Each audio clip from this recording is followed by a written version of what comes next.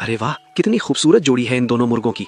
इनको शिकार बनाने का मन तो नहीं कर रहा, पर क्या करें, बनाना पड़ेगा।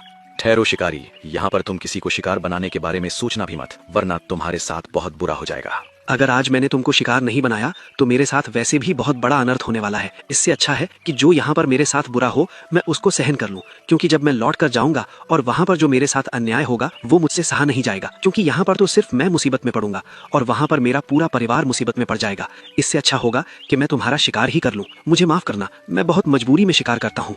अरे भला ऐसी मजबूरी में कौन शिकार करता है, और तुम पर ऐसी क्या मजबूरी आ पड़ी है जो तुम मासूम जानवरों का शिकार करते हो? मेरा राजा मुझसे जबरदस्ती शिकार करवाता है और अगर मैं उसके लिए आज शिकार लेकर नहीं गया तो वो मेरे पूरे परिवार को खत्म कर देगा। इसीलिए शिकार करना उस राजा ने मेरी मजबूरी बना दिया है। मैं ये सब अपने लिए नहीं करता। अच्छी बात है, तो हम तुमको इससे छुटकारा अवश्य दिलाएंगे। तुम अपने राजा से जाकर कहना कि उनका एक पुत्र था और राजा ने उसको हिमालय के जंगल में एक राजा के पास भेजा था। उनसे पूछना क्या वो राजकुमार वहाँ पर पहुँच गया है। बस तुम राजा से इतना ही कहना, वो तुमसे कुछ नहीं कहेंगे। जाओ। ठीक है, तुम कहते हो तो चला जाता हूँ।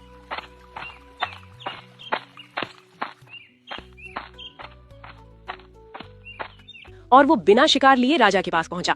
ओहो, तुम्हारे इस दयालुपन का मैं क्या करूं? देखो आज भी तुम बिना शिकार किए आ गए, तुमको हमारा जरा सा भी भय नहीं लगा। महाराज, आपके क्रोध के बारे में मुझको ज्ञात था, पर क्या करूं, आज मेरे साथ जंगल में एक अजीब सी घटना घट गई। मुझको तालाब पर 2 मुर्गे मिले और जब मैंने उनको शिकार बनाना चाहा तो उन्होंने कहा कि तुम मुझको शिकार मत बनाना, वरना मुसीबत में पड़ जाओगे, और तुम अपने राजा से पूछना कि उनका इकलौता पुत्र कहाँ पर है। अच्छा तो वो और तुम अपने राजा से पूछना कि उनका इकलौता पुत्र कहाँ पर है। अच्छा तो वो हमारे पुत्र के बारे में जानना चाहते हैं, तो उनको बता देना कि हमारा पुत्र हिमालय के पास जो जंगल है वहाँ के राजा सिंहराज की लड़की को पसंद करने के लिए गए हैं। तभी वहाँ पर गुप्तचर आता है। महाराज, अभी अभी मैंने पता लगाया है कि राजकुमार हिमालय के जंगल में नहीं पहुँचे हैं। ये कैसे हो सकता है? राजकुमार को तो हिमालय के जंगल में कब का पहुँच जाना चाहिए था। एक काम करो शिकारी, तुम हमको उन दोनों मुर्गों के पास ले चलो।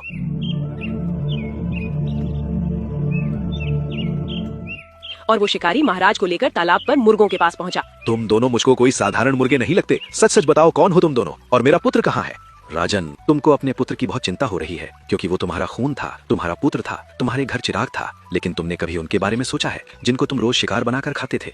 वो भी किसी के बच्चे थे, वो भी किसी के घर के चिराग थे, और तुमने उनको खाकर उनके घर का चिराग हमेशा के लिए बुझा दिया। बस करो तुम दोनों, हमको ज्यादा गुस्सा मत दिलाओ, वरना तुम्हारे लिए अच्छा नहीं होगा। सीधी तरह से बता दो राजकुमार कहाँ पर है।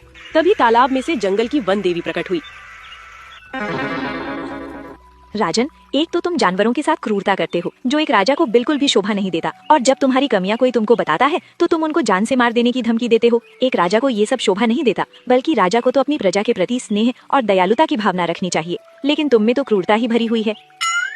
हे देवी, आप कौन हो और क्या आप मुझको बता सकती हो कि मेरा पुत्र कहाँ है इस समय? मैं इस जंगल की वन देवी हूँ और मैं तुमको अवश्य बता सकती हूँ तुम्हारा पुत्र इस समय कहाँ पर है। हाँ देवी, शीघ्र बताओ, मेरा पुत्र कहाँ है? मैं अपने पुत्र के लिए बहुत व्याकुल हो रहा हूँ। राजन, जो तुम्हारा पुत्र था उसका तो तुम शिकार करवाकर खा चुके हो। तुमको याद दिला दूं, तुमने एक मेमने का शिकार करवाकर खाया था, वही तुम्हारा पुत्र था, और उसको मेमना मैंने बनाया था, क्योंकि वो भी तुम्हारी तरह ही निर्दयी था। वो भी मासूम जानवरों का शिकार करता था। अगर एक पिता राजा बुरा और पापी हो और उसका बेटा अच्छा हो तो राज्य को संभाल लेता है, लेकिन पिता राजा भी अत्याचारी हो और राजा होने वाला बेटा भी अत्याचारी हो तो फिर जंगल में न्याय नहीं बचता। इस न्याय को बचाने के लिए मैंने तुम्हारे बेटे को एक मेमना बना दिया और तुम उसको अपना शिकार बनवाकर खा चुके हो।